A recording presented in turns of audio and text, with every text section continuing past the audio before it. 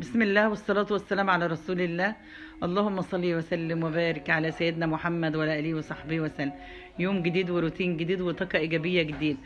حبايبي متابعيني دايما مشرفين منورني يا حبيبي في قناتي، يا رب ما تحرم من دعمكم ليا ووقفتكم جنبي يا رب.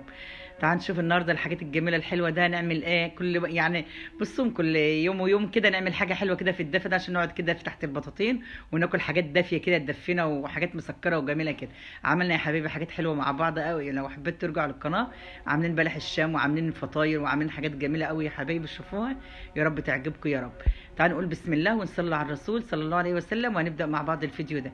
مبدئيا كده يا حبايبي معانا كوبايه ونص ميه فتره زي دمع العين، عشان احنا في البرد لازم ندفيها بس ما تكونش سخنه قوي، زي دمع العين كده. كوبايه ونص، معلقتين سكر، معلقه خميره فوريه بس، لحد كده واضح الامور سهله وبسيطه.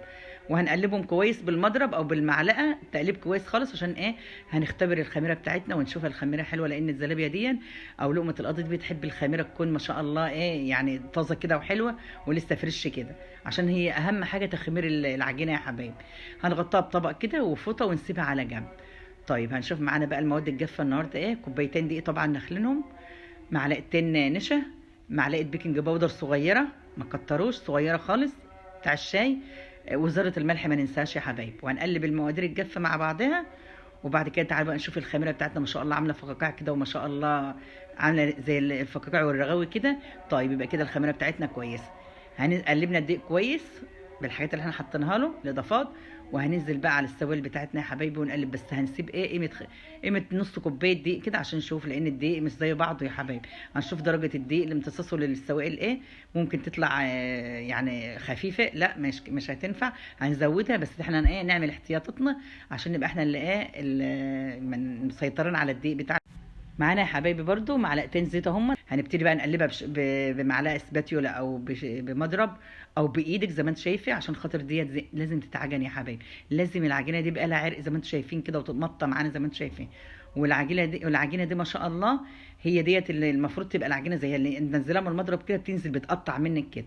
ماشي، هنضربها ضرب قيمه 6-7 دقائق كده، وبعد كده هنغطيها تخمر ساعه.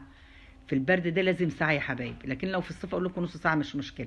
لازم ساعه لحد ما شاء الله ما تقطع معاكي كده وما شاء الله كلها كده الخميره ما شاء الله فيها. هنبتدي نربها تاني بمعلقه او بايدنا، نخرج الخميره اللي نخرج الهواء اللي احنا كان مطرح التخمير يا حبايبي، عشان خاطر لو احنا نزلناها بالطريقه دي هتفتح مننا في قلب الزيت يا حبايبي، وهتبقى مش لطيفه معانا.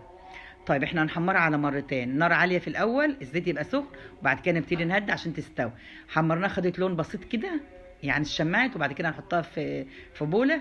لما نخلص خالص مقدارنا كله هنحطها طبعا العجينه في كيس حلواني، وهنقطع بالمقص زي ما انتم شايفين كده او بايدك، وتاخد معلقه شاي صغيره. بعد كده بعد ما حمرناها نص التحميره كده هنحطها في طبق في بوله جنبنا، وبعد كده نرجعها للزيت تاني، نردها للزيت تاني وعلى نار هاديه بقى، وهنقلب فيها على طول ما شاء الله هتقرمش معانا وتبقى ما شاء الله متماسكه كده. لو وصلتوا معايا المقطع ده يا حبايبي حطوا له كومنت حلوه كده ولايك جميل يشجع الفيديو ده، وفعلوا زر الجرس عشان كل جديد يوصل لكم مننا باذن الله. واللي ما اشتركش في القناه بتاعتنا يا حبايبي اشتراك، دايما اشتراككم بيسعدنا وبيفرحنا. ما شاء الله طلع جميله معاكم، بس التزموا بالمقادير ديت. ما شاء الله طلع جميله. ومعانا الشربات يا حبايبي، كوبايتين سكر، كوبايه ميه، عصره ليمونه، ومعلقه او معلقتين عسل كلوكوز يا حبايب. لو ما عندكوش مش مشكله. ما شاء الله. وتقلبوها بقى على نار هاديه كده تطلع مقرمشه وجميله جدا، وبعد كده تصفوها كويس وتنزلوها في قلب الزيت. ما تنسوش اللايك يا حبايبي اللي بيشجعنا وبيفرحنا، واللايك اللي بيرفع الفيديو، والكومنت الجميل ده. يا رب فيديوهاتنا اللي اعجابكم تبقى عند حسن ظنكم. مع السلامه.